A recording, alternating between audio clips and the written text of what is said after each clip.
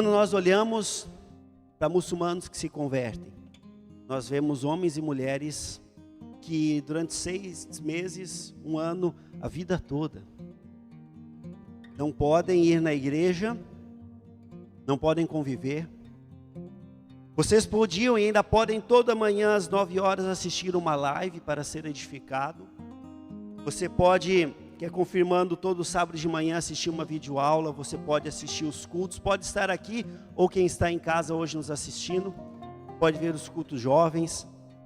Enfim, existem vários programas, vários momentos, inclusive de outras comunidades. Esse povo não pode. Eles ficam em casa e só ficam em casa. Por quê? Porque eles vivem num lugar, num contexto onde a religião não é apenas religião, mas é um aspecto cultural, é um estilo de vida. E quem deixa de ser muçulmano seria como dizer que você não é mais brasileiro, que você virou argentino, americano, alguma outra coisa. E não apenas isso, que você está se revoltando e está lutando contra a sua pátria. Assim os muçulmanos que se convertem são. O que é um muçulmano? O muçulmano é um seguidor do islamismo, uma religião que foi criada por Maomé no século 7. E eles têm o Alcorão como seu livro religioso, e eles têm 5 pilares que sustentam o islamismo. O Shahada, que exige, que diz que não existe nenhum outro Deus além de Alá. Essa é primeiro pilar dessa religião, não existe nenhum outro Deus. E Maomé é o seu grande profeta. O Salat, que eles oram 5 vezes virado em direção a Meca, sua cidade santa. O terceiro pilar é o Saum, que eles jejuam durante um mês sagrado, que é o Ramadã. Durante 1 mês eles jejuam.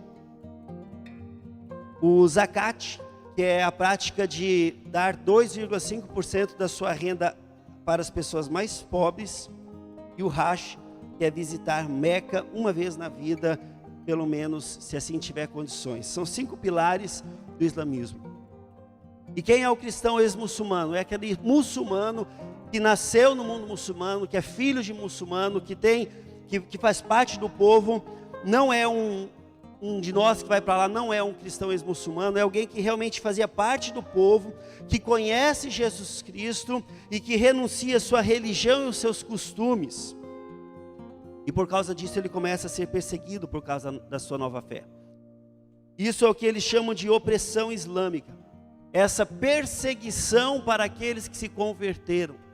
Para um de nós viver no mundo muçulmano é muito difícil como cristãos. Mas para um muçulmano se converter e viver é quase impossível. Por causa dessa opressão, dessa perseguição, e muitas vezes, como nós vimos, eles são até mortos. Existem alguns lugares onde os cristãos até podem se encontrar, mas não um ex-muçulmano.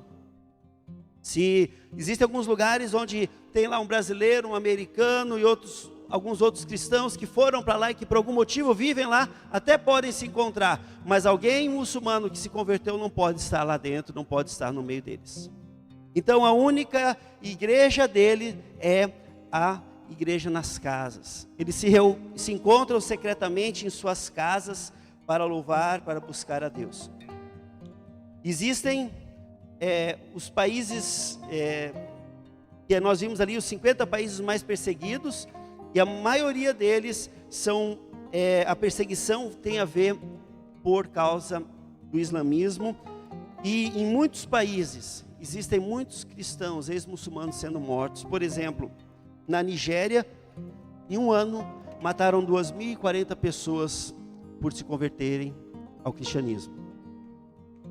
Na República Centro-Africana, 924 pessoas.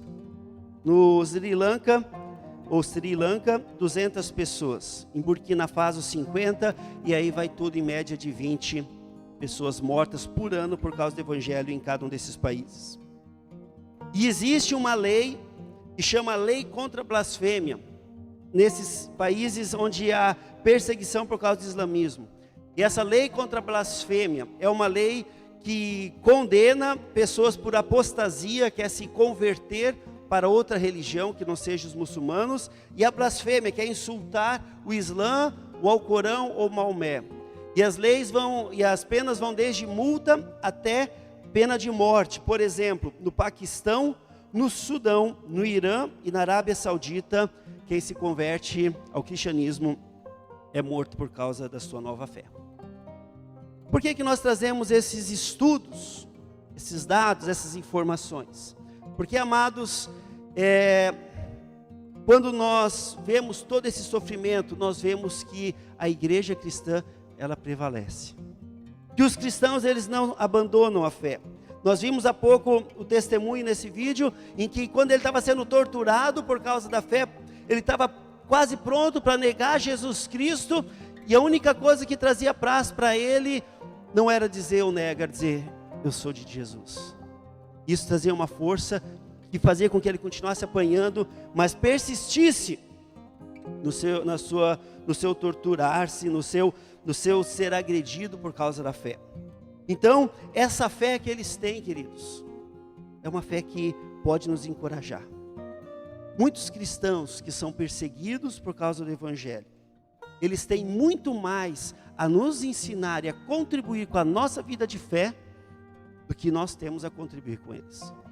O testemunho deles tem muito mais a nos ensinar sobre a vida de fé, do que nós temos a contribuir com eles.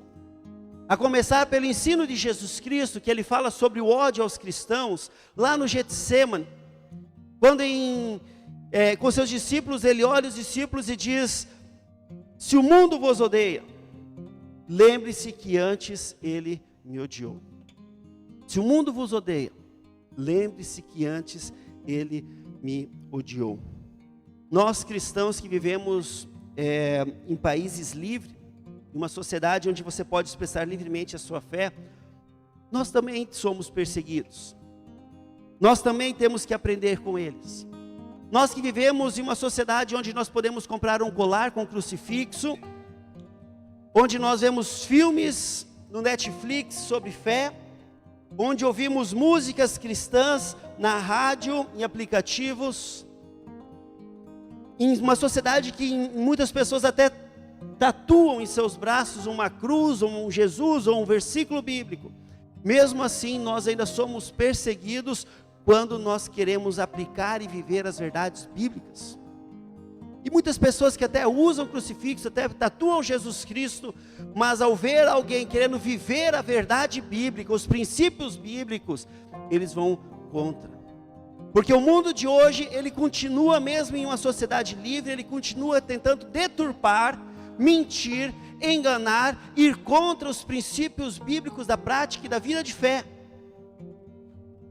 que nos ensina que só há um Deus, que nos ensina que precisamos nos submeter a Ele, que Ele tem que ser a nossa prioridade, e que os preceitos dele de família, de fé, de sociedade são os melhores. Mas o mundo, ele continua, mesmo no mundo livre como o nosso, mesmo na sociedade livre como o nosso, o mundo, ele continua investindo contra essas verdades bíblicas. E quando nós olhamos para esses cristãos que são perseguidos e mortos pela fé, nós podemos aprender com eles quão importante, o quão valoroso é vivermos os preceitos do Senhor, vivermos as verdades do Evangelho, mesmo que algumas pessoas torçam o nariz ou não gostem de nós por causa disso. Eu quero ler para vocês um texto, o texto de Paulo, em 1 Coríntios capítulo 15, dos versículos 12 a 21. Você não tem uma Bíblia hoje, porque os cristãos muçulmanos também não podem ter Bíblia. Mas eu fugi a regra e trouxe a minha Bíblia para ler para vocês. Versículo 12 diz: ora, se está sendo pregado que Cristo ressuscitou dentre os mortos, como alguns de vocês estão dizendo, que não existe ressurreição dos mortos, se não há ressurreição dos mortos, nem Cristo ressuscitou, e se Cristo não ressuscitou, é inútil a nossa pregação, como também é inútil a fé que vocês têm. Mais que isso, seremos considerados falsas testemunhas de Deus, pois contra Ele testemunhamos que Cristo ressuscitou dentre os mortos. Mas se de fato os mortos não ressuscitam, Ele também não ressuscitou a Cristo. Pois, se os mortos não ressuscitam, nem Cristo ressuscitou. E se Cristo não ressuscitou, inútil é a fé que vocês têm e ainda estão nos seus pecados. Neste caso, também os que dormem estão perdidos. Se é somente para esta vida que temos esperança em Cristo, somos homens mais dignos de compaixão. Mas de fato Cristo, ele ressuscitou dentre os mortos, sendo ele a primícia entre aqueles que dormiram. Visto que a morte veio por meio de um só homem, também a ressurreição dos mortos veio por meio de um só homem. O que Paulo está dizendo aqui? Paulo está dizendo que a nossa vida deve ser vivida pelo aspecto e pela convicção da ressurreição de Cristo Jesus. Paulo está dizendo aqui que a vida deve ser vivida pela obra de Jesus Cristo na cruz, que justamente começou no Getsêmani, quando ele diz que o mundo vai odiar vocês por causa da fé, por causa das convicções que vocês têm. Paulo está colocando a nossa vida no contexto da ressurreição. Eu vou repetir alguns versículos. No versículo 19, ele escreve o quê? Escreve que se a ressurreição ela não está acontecendo, se a ressurreição não existiu, se Cristo não venceu a morte e subiu aos céus, se isso não aconteceu, então nós seríamos as mais infelizes das pessoas. Se Jesus não ressuscitou, nós seríamos as mais infelizes das pessoas. Por quê? Porque no versículo 17 diz que se Jesus não ressuscitou, a nossa fé ela se torna vã. E nós ainda estamos no pecado. Se Jesus ressuscitou, não tem motivo de existir o cristianismo. Se Jesus não ressuscitou, nós estamos perdendo tempo e vivemos no pecado, e vamos morrer no pecado. E quem morreu em Cristo morreu no pecado. Se Jesus não ressuscitou, nós estamos blasfemando contra Deus. Se isso fosse verdade que Jesus não ressuscitou, então se Jesus não ressuscitou, a nossa fé seria em vão. Mas no versículo 20 ele afirma: de fato Jesus Cristo ele ressuscitou. De fato Jesus Cristo ele subiu ao céu e ele é ressurreto. Por isso nós lutamos contra o pecado, por isso nós lutamos contra as nossas provações, por isso nós lutamos contra as mentiras desse mundo, porque nós cremos que Jesus Cristo, ele ressuscitou. Mas existem muitos cristãos que não entendem esse discurso, não entendem essa pregação de Paulo. Por quê? Porque eles não estão dispostos a entregar tudo que eles têm, não estão dispostos a arriscar tudo que eles têm por causa de Cristo Jesus. Não estão dispostos a tomar a sua cruz, que significa morte. Nós aliviamos muito quando falamos de tomar a sua cruz, né? Às vezes a gente pensa que tomar a cruz são as dívidas. Às vezes a gente pensa que tomar a cruz são os problemas. Às vezes a gente pensa que tomar a cruz é uma doença. Tomar a cruz é estar disposto a morrer pelo Evangelho, a morrer por Cristo Jesus. É exatamente isso que Jesus Cristo fala, quando ele cita lá em Lucas capítulo 9, versículo 23, se alguém quer vir a mim, se alguém quer me seguir, se alguém quer ser meu discípulo, primeiro, negue-se a si mesmo. Primeira coisa, negue-se a si mesmo. E negar-se a si mesmo, queridos, não é negar algumas coisas, você pensar, não, então de repente eu vou dar o dízimo, não, então de repente eu vou fazer alguma coisinha para a igreja, vou fazer um desencargo de consciência, vou fazer uma boa obra, uma boa ação. Não, negar-se a si mesmo é negar tudo que você tem que negar tudo por causa de Cristo. Você tem que negar toda a sua natureza pecaminosa.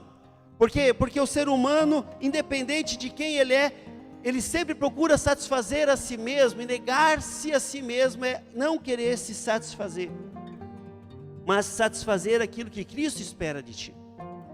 Negar-se a si mesmo, meus irmãos, é abrir mão da sua vontade, dos seus sonhos, dos seus planos, dos seus bens, e se submeter à vontade de Deus, os planos de Deus, os sonhos de Deus, os bens que Ele dá para você. Negar-se a si mesmo é abrir mão de quem você é, para ser aquilo que Deus quer que você seja. Essa é a mensagem da cruz. Esses irmãos ex-muçulmanos entenderam isso. E o segundo tópico que Jesus Cristo fala, que eu já pincelei, é tomar a sua cruz. Como eu falei, é ainda mais radical do que negar-se a si mesmo, porque é estar disposto a morrer por Cristo Jesus. Estar disposto a entregar a sua vida. E amados, nós só entendemos esse compromisso. Nós só aceitamos esse desafio. Nós só aceitamos essa verdade em nossa vida quando nós entendermos que esta vida, independente de quem você seja, esta vida, ela se acaba com a morte. E um dia cada um de nós vamos morrer. E aí você pensa, lá vem aquele discurso chato da morte, né? Que o brasileiro, como cultura, tem algumas culturas que eles valorizam a morte. O brasileiro tem medo da morte. Mas a morte é certa. E quando nós entendemos que independente de quem for, se vive no Brasil, se vive no mundo muçulmano, independente da situação social, independente do gênero, quando nós entendemos que a nossa vida ela acaba com a morte, e que a morte não é mais o fim, mas a morte é uma passagem para aquilo que nós vamos viver na eternidade. E quando nós entendemos que sim, nós deveríamos viver condenados por Deus pelo nosso pecado, mas Cristo Jesus veio ao mundo, foi perseguido, foi morto pelos nossos pecados, se humilhou por nós, foi crucificado simplesmente por amar as pessoas e morreu por ti, e ressuscitou e subiu ao céu. E quando nós entendemos isso, então, queridos, a partir desse momento, as coisas dessa vida não importam mais, eu posso negar elas. A própria vida aqui não importa mais, e eu posso morrer por Cristo, porque eu sei que morrendo por Cristo, eu sei para onde eu estou indo. Mas agora, se eu morrer pelas coisas desse mundo, morrer querendo construir as coisas desse mundo, eu também vou saber para onde estou indo, e não é junto do Pai. E é isso que aquele testemunho nos fala. Ele podia morrer ali sendo torturado, ele podia morrer, mas ele sabia para onde ele estava indo, e nada lhe dava mais força do que dizer: eu sou de Cristo Jesus. E assim tem cristãos ex-muçulmanos, por causa da sua fé, sendo abandonado pelos pais, sendo denunciado pela esposa e pelos maridos, presos, torturados, mortos, por causa da sua fé, mas permanecem firmes e convictos, diariamente vivendo a verdade do Evangelho, sem abrir mão deles, sem abrir mão daquilo que a palavra nos ensina. A pergunta é em nós: como nós enfrentamos as tempestades, como nós enfrentamos as dificuldades que nós temos para viver os preceitos do Senhor? Como você vive o teu cristianismo na tua casa, como você vive o teu cristianismo na tua empresa, como você vive o cristianismo entre os teus amigos, como você vive a verdade do Evangelho? Quando nós somos julgados, quando nós somos questionados por causa dessas verdades, por causa desses princípios bíblicos, nós permanecemos fiéis ou nós nos silenciamos? Nós demonstramos aquilo em que nós cremos ou nós preferimos ficar quietinho para que ninguém saiba? Ou talvez nós nos conformamos com esse século, nos conformamos, a vida é assim mesmo, é melhor ficar na nossa, eu não concordo muito com isso, mas eu vou ficar quietinho. O primeiro vídeo tem uma frase que aquele diretor do Portas Abertas fala que deveria ser uma verdade em nós. Ele diz: porque eles não se conformam, não se incomodam, mas se incomodam por causa do Evangelho. Eles não se incomodam, eles não vivem lá, não, a vida é assim mesmo, vou ficar aqui quietinho. Não, eles se incomodam por causa do Evangelho, e por isso eles se levantam para viver e praticar a vida de fé. Nós possamos nos incomodar também, nós possamos nos incomodar com este mundo, levantar e testemunhar amor de Deus, custe o que custar, porque essa é a nossa vida, esse é o nosso chamado. Eu espero que você também tenha essa disposição de assim servir ao nosso Deus.